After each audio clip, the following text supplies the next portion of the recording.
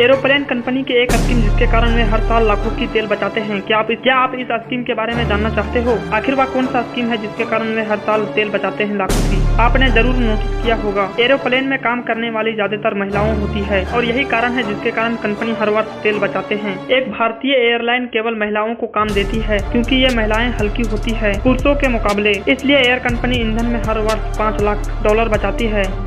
क्या आप कभी इस बात पे नोटिस किए हो, आप जब भी कभी चॉकलेट खाते हो तो आप इतने आराम से और इतने धैर्य दिल से कैसे खाते हो? क्या चाहते हो? इतने प्यार से चॉकलेट कैसे खाते हो? मतलब आप इस बात को समझो कि आप जब भी चॉकलेट खाते हो तो बहुत ही आराम से चॉकलेट खाते हैं, नॉर्मल एकदम स्लोली। लेकिन और कभी आप दूसरा चीज खाते हो तो आप उतना स्लोली नहीं खाते हो जितना आप चॉकलेट स्लोली खाते हो। तो मैं आपको इस पर रीजन बताता हूँ आखिर क्या मैटर है यहाँ पे। चॉकलेट खाने से वही केमिकल रिलीज होता है जब आप प्यार में पड़ने लगते हैं, तो जो तब बनता है जब आप प्यार में पड़ने लगते हैं तो वही रासायनिक रिलीज होता है।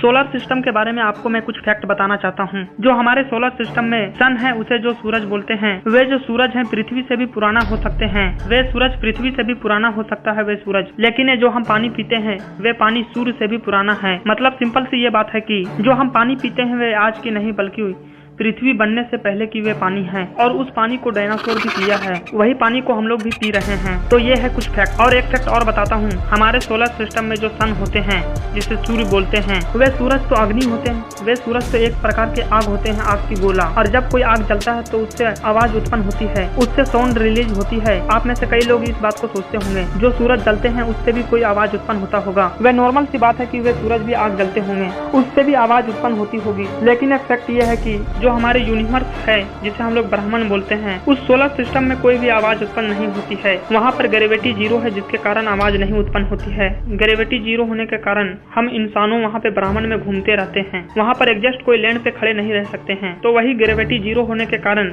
यूनिवर्स में कोई भी आवाज नहीं होती है, सोलर सिस्टम में किसी भी प्रकार की कोई आवाज नहीं होती है। बल्कि ये कोई बुरी बात नहीं है, बल्कि हमारे लिए एक अच्छी सी बात है। अगर ऐसा नहीं होता तो सूरज जो जल रहे हैं उसका भी आवाज हम लोग को सुनाई देता आज। तो ये रहा हिला देने वाला फैक्ट।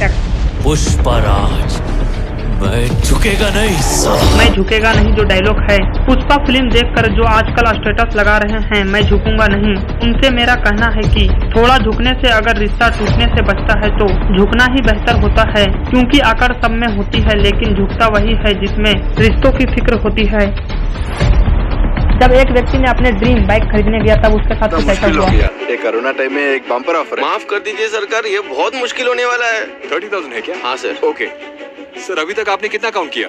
मैं पूरी जिंदगी में कार बेचने के लिए कॉइन ढूंढूंगा करके सोचा ही नहीं था। 15 इयर्स करियर में आप ही पहला कस्टमर। बाइक शोरूम वाले उस व्यक्ति को बाइक देने से उन्हें साफ मना कर दिया। तो ये घटना है तमिलनाडु का एक लड़का जिन्होंने 2,60,000 में अपने ड्रीम बाइक खरीदने चला गया और उन्होंने पैसे देने के समय वे सिर्फ ₹1 वाले कॉइन दे दिए। उस कार के भुगतान के तौर पर ₹1 के सिक्के दिए। वे तमिलनाडु के लड़का जिन्होंने 3 साल से पैसा ये इकट्ठा कर रहे थे अपने ड्रीम बाइक के लिए, और उस बाइक शोरूम के स्टाफ को उस पैसा को गिनने के लिए उसे 10 घंटा का समय लगा।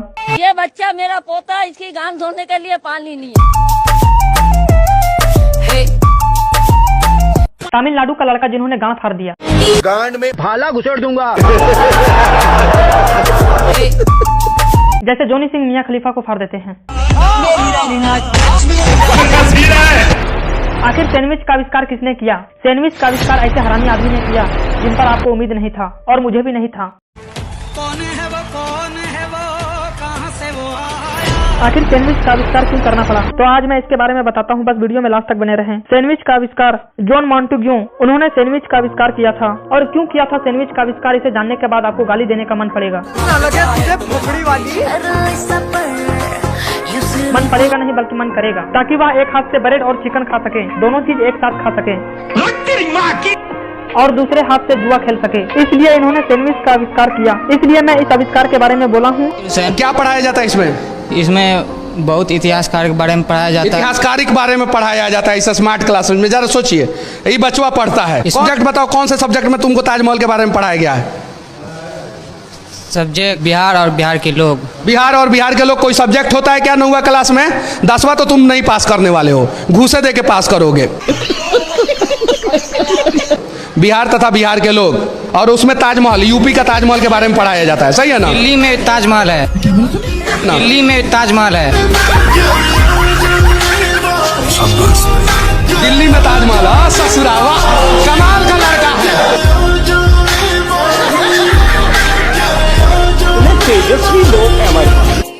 अभी इंडिया में लेटेस्ट ट्रेंडिंग मूवी RRR।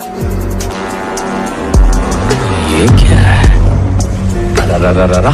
जहाज को एयरपोर्ट की जगह पोर्ट पर ले आया। कार है यार। वो तो मैं भी जानता हूँ। गाड़ी का नाम क्या है?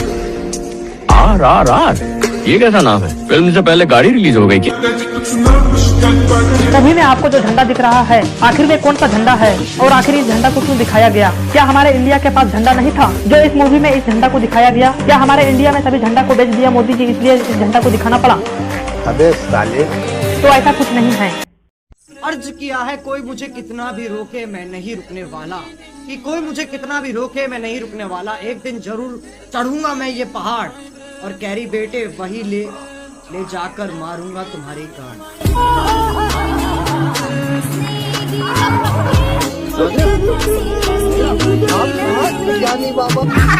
आसमान में तोड़ दो मोहब्बत की जंजीरें और गर्लफ्रेंड कितना भी चीखे चिल्लाए बहन चुदाई चलनी चाहिए गंभीर।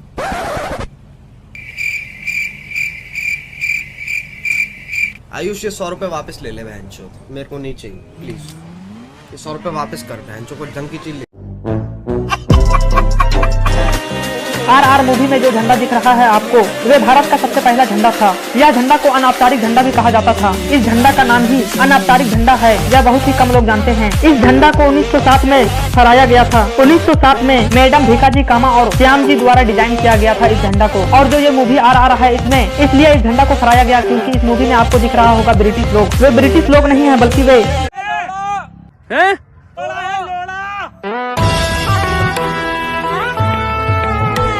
आप इस इमेज के जरिए आप देख सकते हो डॉल्फिन और शार्क की ब्रेन ऐसे दिखाई देते हैं। डॉल्फिन का तो कुछ हद तक सही है, हम इंसानों जैसा। ये शार्क का तो पूरा खड़ा है।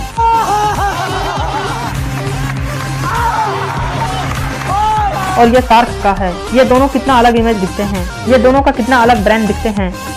ये वर्ल्ड में 195 कंट्री है, लेकिन ये सभी कंट्री में जापान ही एक ऐसा देश है जहाँ पे जापानी कॉइन पानी में तैरते हैं। और कोई भी कंट्री का करेंसी वैसा नहीं है जो पानी में तैरते हैं, बल्कि एक जापान ही वैसा देश है जहाँ पे उसी का कॉइन सिर्फ पानी में तैरता है। तो आखिर क्यों तैरता है? इसलिए वहाँ पे तैरता है क्योंकि चारों ओर तरफ से समुद्र हैं। वहाँ की सरकार बोरिया में बंद करके इस पैसा को लेकर के भाग सकते हैं कोई और कंट्री। मजाक कर रहा हूँ, क्योंकि जापान के कॉइन इतना ज्यादा हल्का होते हैं और ये कॉइन हल्का होने की वजह से पानी पे तैरते हैं। और इस कॉइन के जरिए पानी पे समतल सतह बना देती है, जिसके कारण यह तैरती है। यही एक रीजन है। महाराज 4 आदमी 4 घंटा में एक गड्ढा खोदत है, तो एक आदमी 8 घंटे में कितने गड्ढे खोदे?